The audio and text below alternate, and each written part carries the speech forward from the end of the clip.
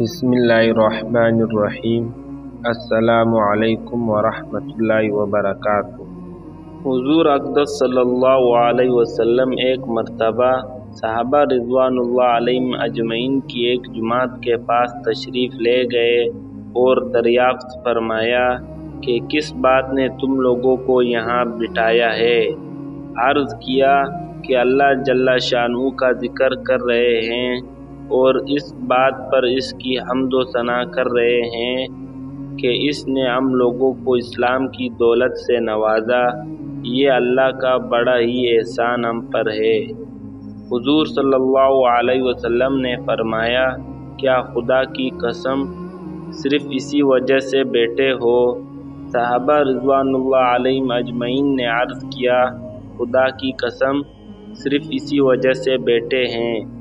حضور صلی اللہ علیہ وسلم نے فرمایا کہ کسی بدگمانی کی وجہ سے میں نے تم لوگوں کو قسم نہیں دی، بلکہ جبریل علیہ السلام میرے پاس ابھی آئے تھے اور یہ خبر سنا گئے کہ اللہ جل شانہ تم لوگوں کی وجہ سے ملائکہ پر فخر فرما رہے ہیں۔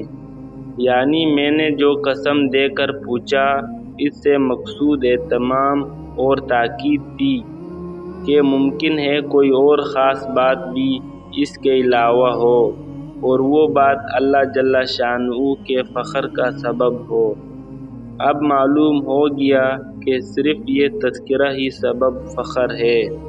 کس قدر خوش قسمت تھے وہ لوگ جن کی عبادتیں مقبول تھیں اور ان کی حمد و ثنا پر حق تعالی شانہ کے فخر کی خوشخبری ان کو نبی صلی اللہ علیہ وسلم کی زبان سے دنیا ہی میں معلوم ہو جاتی تھی، اور کیوں نہ ہوتا کہ ان حضرات کے کارنامے اسی کے مستحق تھے۔